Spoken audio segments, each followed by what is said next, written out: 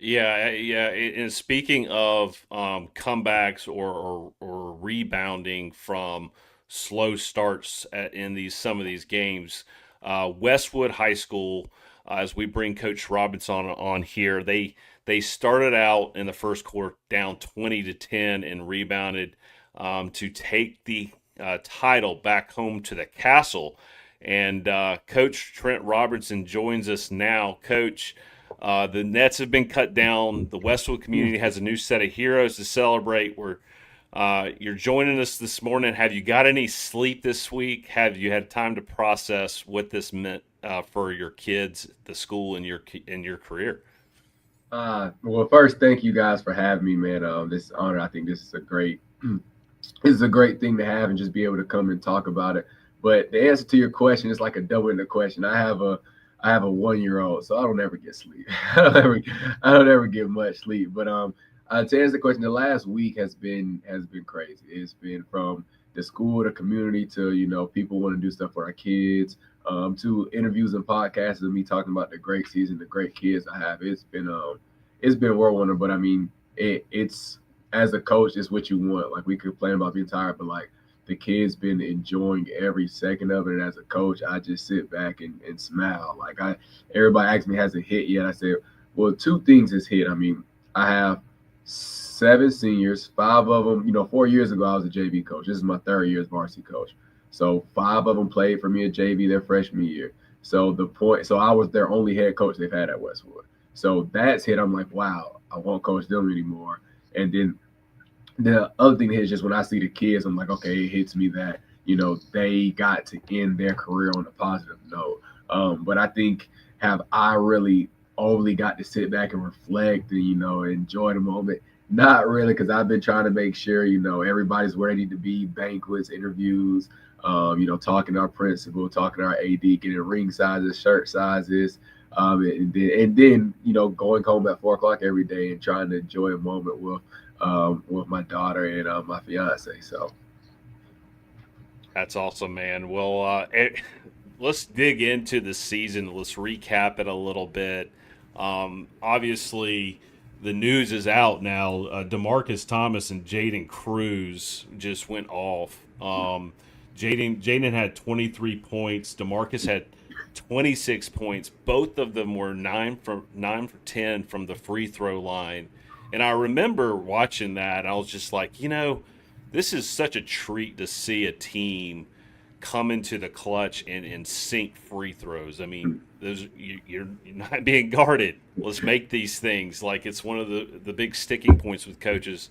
And you mentioned, I believe, with maybe Lou Bezak after the game that in your first matchup with Greenville, hats off to them, by the way. What a incredibly coached team, incredible run they had as well. But you mentioned that your team didn't shoot the free throws as well in the first matchup. How big was that for y'all?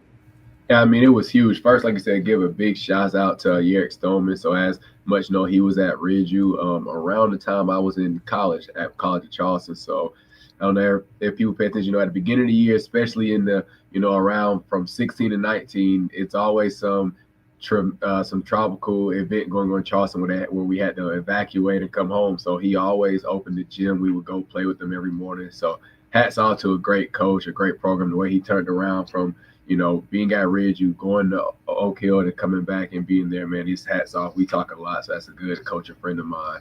But yeah, man, when we played them the first time, we went 10 for 25 from the free throw line. So it was, our initial game, or we played them the first time. So we have, a lot of people talk about Jaden Demarcus. I have three other guards that play high level, high temp, and then my four man is a really he started for me at the three last year. So we used him at the four a little more this year because he was just a lot more skilled. But so when we played Green first time, man, we saw they full court pressed a lot of people, matched up man to man. So that was, I think, game number 9. I don't think before that we've seen man to man. Every team wanted to zone us out. So we were super excited, man. We were like, okay, we could finally now. With the other games, eventually we would get a lead and teams have to run man at the end. But when we saw that, they were man, we was like, hey, we're about to have fun. We're going to get what we want. And at halftime, I told him, I said, we're getting everything we want. We just can't make free throws. At the end of the game, we lost by 5. I said, hey, you guys got what y'all want. Y'all wanted teams to run man. We got some free throw line. Just didn't knock them down. So I think that was a huge testimony to this season, because last year I think as a team we shot, and this is gonna sound bad, we shot probably under 50% from the free throw line last year. It was really bad. So that was a point of emphasis over the summer. And then I think that the Greenville game was one of the only bad free throw shooting games. But so we've just been hammering that, like, for us coaches to allow you to play basketball the way you want it, you have to hit free throws, because that should be what we want. Teams to press us on, get paint and play out of paint. But man, it was so our gameplay, we knew they were going to be different in the state championship game. And I think Tucker for Greenville, he doesn't get enough credit, man.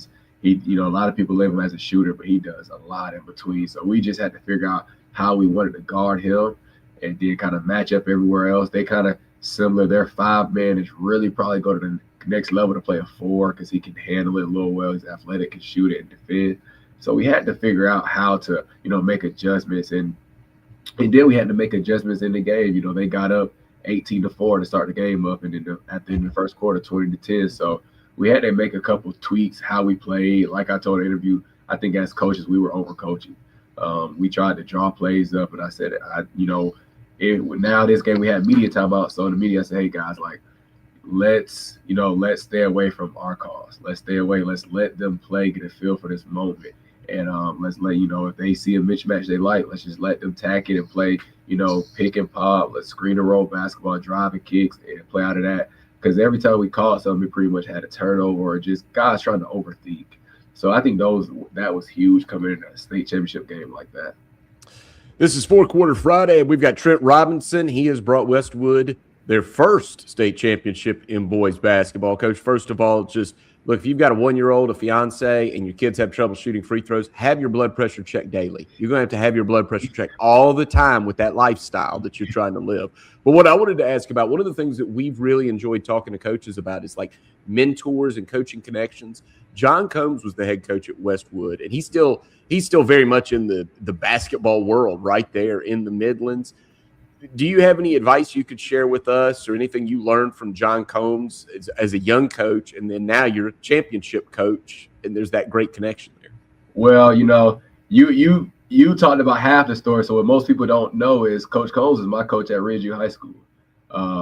And he was my brother's coach at Ridgeview High School. And if I'm 28, my brother is 33. So I've known Coach Combs. Coach Combs seen me when I was running around the Ridgeview in the bleachers, the bad kid on the sideline. So I've known him my whole life. He's been the biggest mentor that one can ask for. So when I graduated from Charleston, the biggest thing, I graduated from Charleston, then went to Bob Jones to play grad year. That was COVID year ended. So a lot of people ask, why did I go to Westwood instead of going to the school I graduated from? Well, I'm like, Coach Combs is the coach I played for. He had the perfect opportunity, and it's nobody else I would rather want to coach under, because we already had a really great relationship. Like, I played point guard, so me and Coach in high school had a lot of battles. He pushed me in practice. I pushed him in practice. I probably gave him a big headache sometimes. So we already had that connection where, like, as a coach, he can get on me and I, won't feel no type of way. And as a, young coach getting in, I can give him advice and he won't say any type of way. But I think his biggest mentorship has been huge. Like, every step of the way, he showed me how to build a program, X's and O's. He introduced a lot to me. So when I was able to take over, man, I used a lot of stuff that Coach Combs taught me. A lot of our play calls, he can probably come to practice and he probably can tell you, not like all our defense and probably 5 out of 10 of our offense, because it's the same calls, just a little tweaks. Because as an assistant, I tell a lot of assistants, you get to sit back and learn. You get to sit back, but you get to watch some stuff that you can make adjustments to. But Coach Combs, he taught me how to be on the professional side. He taught me, how to make connections, put me in the right situations. Like, he wanted me to come to coaching clinics with him. He wanted me to go, to work some camps to get my name out there. And he was the one that pushed me to apply for it. He was, when I didn't know what I wanted to do, I love Westwood. He didn't know where he was going. So he pushed me to apply for, because he thought I was ready to be a head coach. If I got the job at 25, he thought I was ready at 22, 23. And I was like, Coach, you're not trying to kick me out of here, are you? But he just, he just saw something in me. He wanted me to keep pushing myself and not get comfortable in any situation. Because he said, you can be a long-term assistant under me forever, how long I want to be. But he said, would that really help you? Or should you be pushed to go out and see what you can get and step out your comfort zone? So, and after I got the job, man, me and Coach Combs, we probably still talk 1-2 times a week. It's not always about basketball, man. He's a big family man, a big religious guy. So, he was one of the first ones I called about when I had when I found out I was having a little kid on the way, and just getting feedback from him. How do I do this now? I'm running a program, and, being a younger father, being a younger coach. And so he was just able to just help me guide a lot through basketball and through life. But I think the most important part, I think why we both got emotional on the court, just because how much of a mentor he's been to me as all around. So when he was the one to present me the ball, we had a little moment. I don't know if people, realize, but man, it was, and you still think about that. It's still, I haven't processed that, but man, that was great. Coach, man, that's some cool stuff. Obviously, what I hear when you're talking about Coach Combs and that relationship you have is just somebody who believed in you for a long time. You kind of gave us the whole history there a little bit, but how has that molded your ability to maybe believe in your players from the time that they were JV to now y'all won the state championship? How did that impact y'all's journey over the last 2 years, to lead y'all to this point? Man, it was because Coach Combs, he was actually one of the first ones to kind of get those guys in in an atmosphere they couldn't really see. Like, he would take them, 4 years ago, we had a kid, Arden Collier, signed to USC. Then now he's at Charlotte. I think this year he, even led the American in 3-point percentage. But so some of these younger guys, he would take them to these live events with College Coach over the summer when they were freshmen, because he was like, they need to see this stuff early. So just kind of him staying on me, like, hey, like, you're a varsity coach, and we care about varsity. Like we need these young guys. We need you to develop these young guys so they can be ready. So just that staying in my ear, like, we want to make sure everybody in this program is getting better. So as my job as an assistant, and a lot of assistants, if you come into in high school, you're not getting paid a lot. So you truly have to do it for what you love, for the love of it. So this was the time I was, when I got here, I was a young coach. I, didn't have a fiance, didn't have a girlfriend, didn't, live with my father. Man, I spent a lot of time at Westwood. So I would have, I was a B team coach my first year. So after, I would have varsity practice after school, then B team practice, and then I would stay and train players after that, man. It was just, and so Coach, he kind of, every year we got new pieces, like, hey, man, I think these are guys that we need to look into. So we knew when we got this freshman group, my senior group, when they were freshmen, we knew they could be special. Because number one, and this doesn't mean much, they won their middle school championship. They've been playing together for a while. So, and they all chose, we can speak realistically, Ridgeview was the hot school around that time, but they all chose to make a commitment to come to Westwood, when, a lot of people from Ridgeview wanted to go there. And, so we had to cherish that. We said, man, this group can be special if they stay the course. And as, they were seniors, as juniors, they struggled. As when my first year we took over, I had a player named Tavares Bell, and he was just a gamer. So my first year we was able to go 22-3. So a lot of, like DeMarcus, he was a sophomore that had a lot of playing time. He was my sixth man. But Jaden Cruz, what a lot of people don't know, he was on JV that year. As a lot of Jaden Cruz only played varsity 2 years. So fast forward to their junior season, I remember having a conversation with Jaden, and I was like, I said, hey, man, I think you could really make your mark being a defensive player. Your long arms. Like, Jaden came in high school 5'5", 5'6". A lot of people don't know that. He's 6'2", 6'3" now. So I said, man, I think I'm going to really test you. I'm going to push you. I said, pretty much this summer, you probably going to play more than my returners just because of your defensive ability. So I said, now you have to use that to now create offense, because he's been such a looking for an offense the last 2 years. And then, we had a hot start our junior year. Then their junior year, then, we reached a bump in the region play. We went 4-8. 4-8. It was tough. That's part of the time I missed 2 games because my newborn. Then, we had some had a death in the program from a parent for a booster club. So we really struggled the mental block, and we still was able to push to the third round.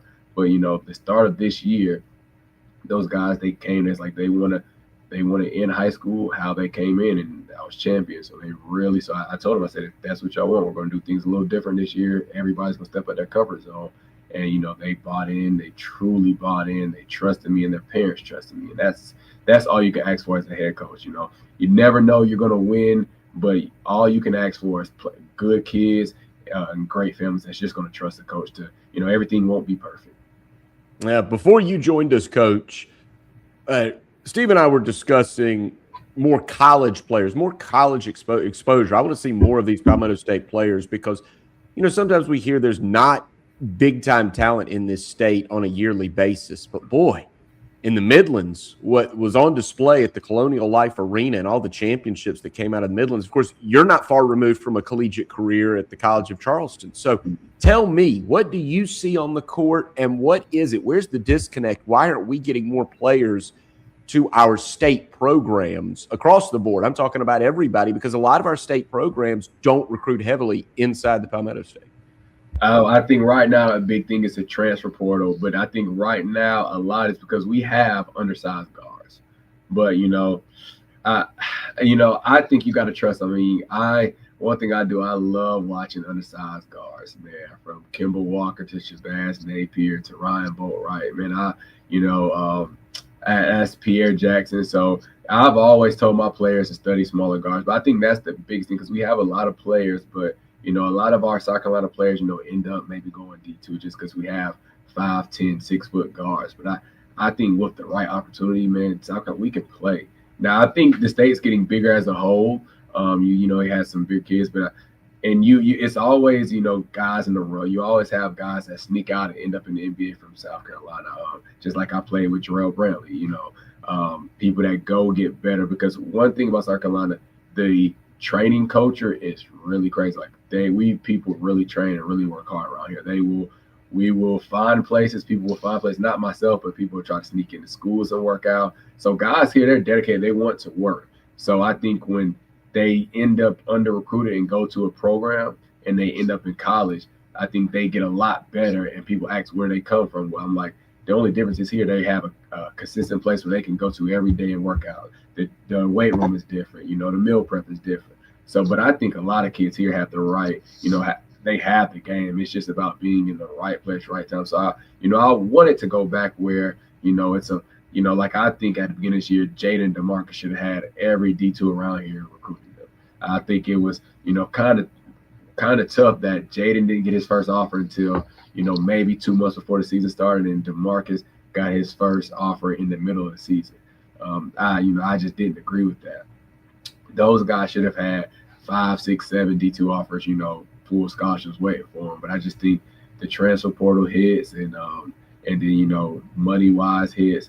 But I do thank the coaches that, have recruited my players, and I still have a couple more seniors that coaches are reaching out to.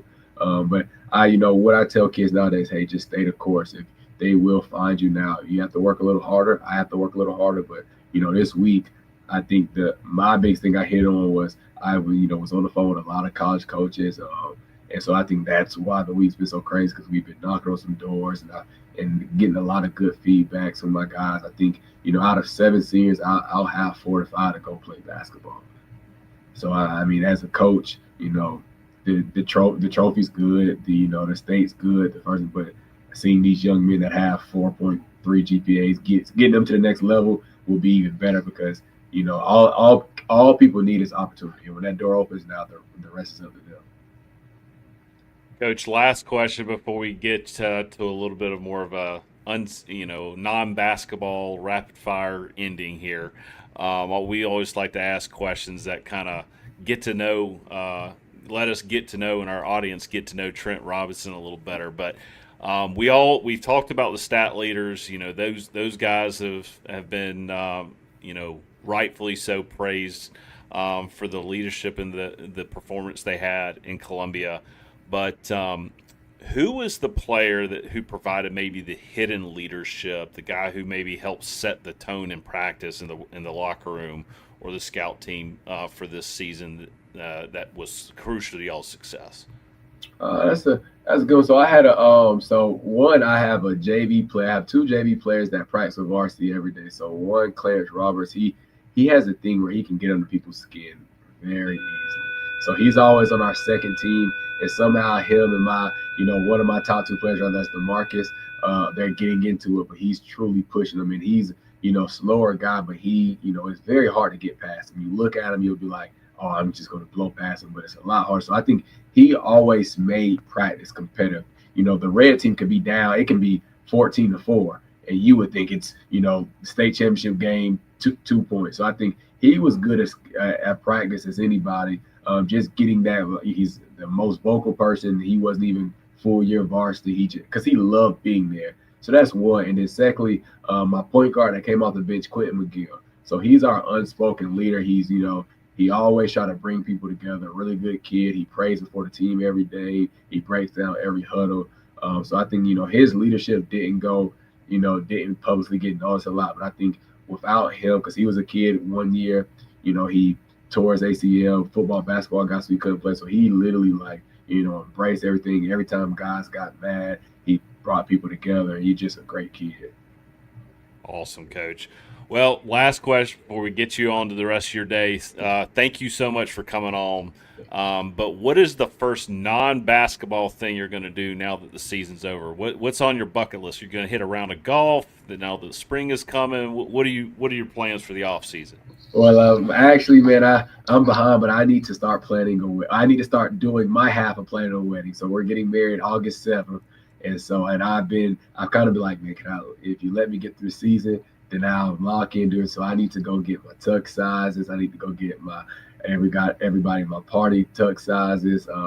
And then my assistant coach, Demonte Jacobs, I'm in his wedding that's in May. So I need to go get fitted for his by, probably the next week or so, or I'll be behind. So just doing those things. But I think that is the best. Like, I got to take my daughter to the park last week. So that's been like the peaceful, just seeing her run around is like, it's so much you do with her and my fiance. You don't really think about basketball. You're at like a ease. So just taking care of that stuff, man, and getting breaks, trying to stay out the gym, which is kind of hard with my AAU ties, but doing that. I think I may go up to Charleston next week.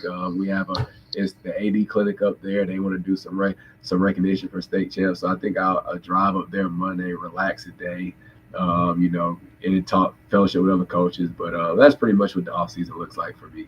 Now, so you'll never forget 25-26. We had two rings in the same year. 2 rings, right? So, and I'm paying for both of them, right? but yeah, man. So I'm blessed. God's been blessing myself, my family, and my program. So I think this whole off season, I have a smile on my face. Well, thanks for joining us, Coach. We'll let you get on to the rest of your day, and we look forward to having you on again sometime. Definitely love the opportunity. Thank y'all again, and have a good one. Thanks, Coach.